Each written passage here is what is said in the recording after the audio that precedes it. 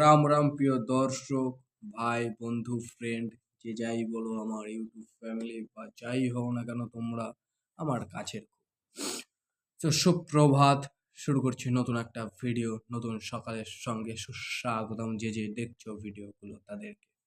So আমার ভিডিওটা ছড়িয়ে দেও কি দেবে না সেটা তোমার উপর নির্ভর করে।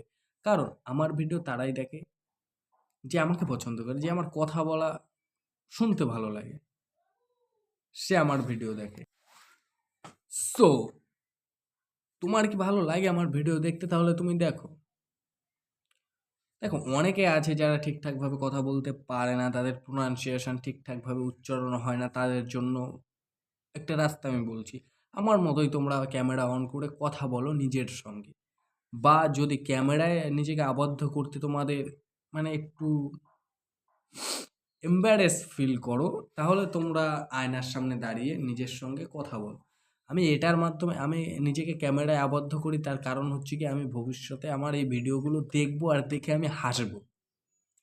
আমি আমার এই ভিডিওগুলো দেখে ভবিষ্যতে আমি হাসবো তার জন্য।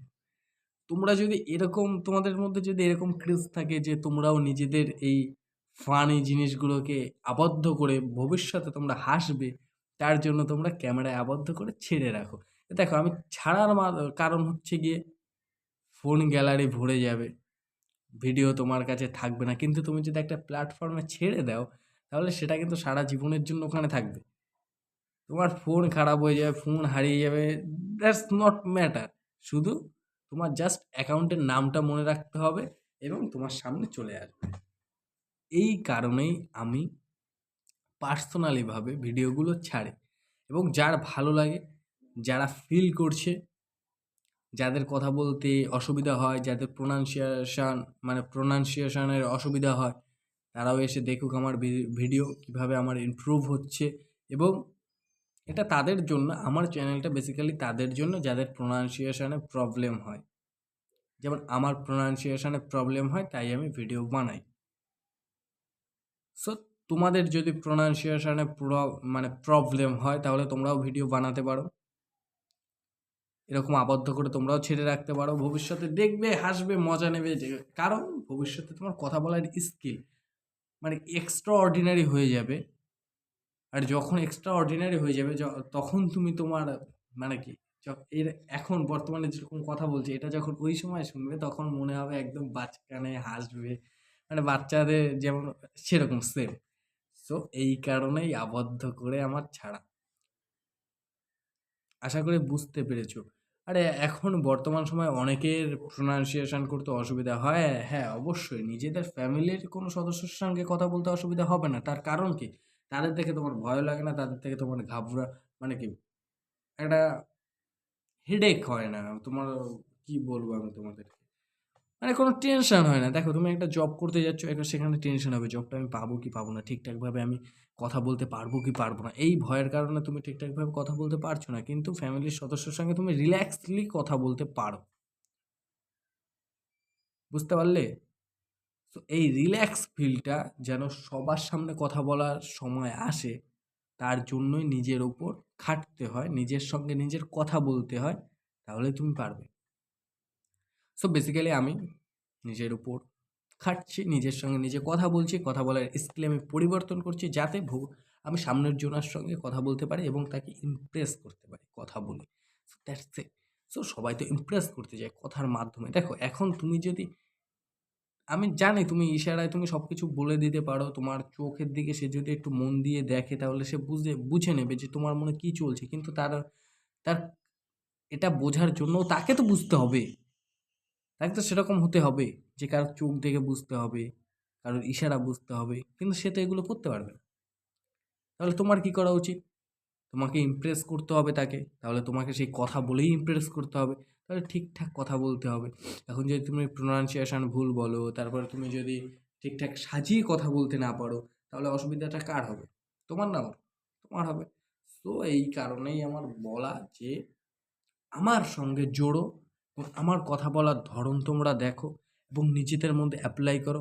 তোমরা কি, আমি যেরকম বলছি সেরকম তুমি বলবে সেটা না। এরকম একটা টপিক নিয়ে নাও, একটা টপিক নিয়ে তার উপরে কথা বলতে থাকো, একা একা একা একা একা একা বলতে থাকো।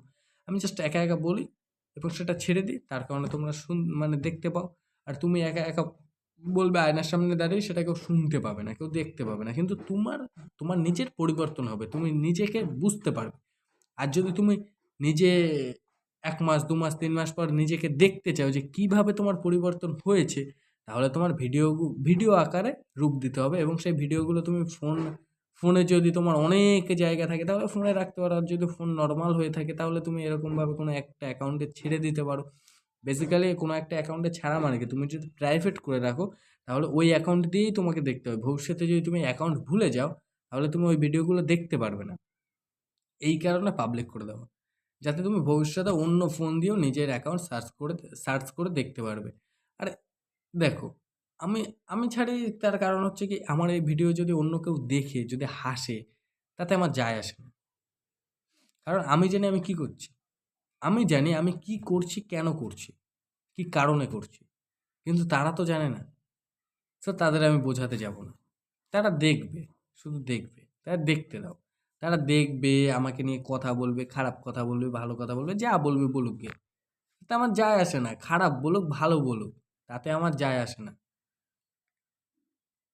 কারণ আমি এখন নিজের সঙ্গে থাকতে শিখে গেছি। আমি নিজের মধ্যে খুশি খুঁজে পেয়েছি। আমি নিজে হ্যাপি থাকতে শিখে গেছি। সো নিজের সঙ্গে থাকতে শেখো, সবসময় ভালো থাকবে। তো আজকে কি আর কিছু বলবো?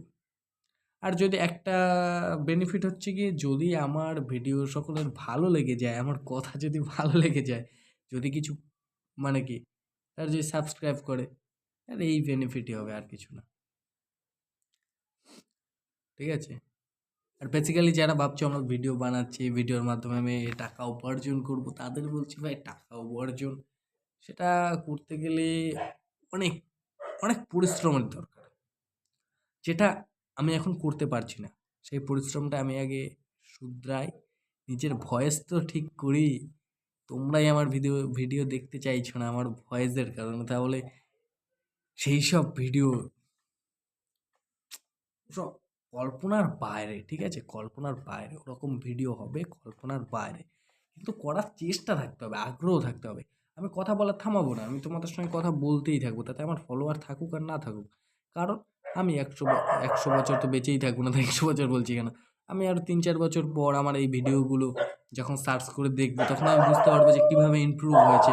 আমি আরো যারা আমার ফ্যামিলির ছোট সদস্যরা থাকবে, তাদেরকে দেখাবো, দেখ আমি কিভাবে কথা বলতাম আর এখন আমি কোথায় এসছি। তোরাও এরকমভাবে মোটিভেট নিজেদের কর এবং তোরাও ঠিকঠাকভাবে চল। তোরাও সবকিছু করতে পারবি। তাহলে ওদের মাথায় কি থাকবে? না, এরকম যদি হয়, এ কথা বলতে পারতো না ঠিকঠাকভাবে, এখন কি সুন্দরভাবে কথা বলছে। তার মানে সবাই একটা সময় নরমাল থাকে, উইকনেস থাকে। কিন্তু নিজের প্রতি খাটলে সেটা পরিবর্তন হয়। So that's it. এখন কথা বলার ধরন এবং কিছু করার ইচ্ছা তোমাকে সেইখানে নিয়ে যাবে, যেখানে যাওয়ার কল্পনা তুমি কোনোদিন করবে না।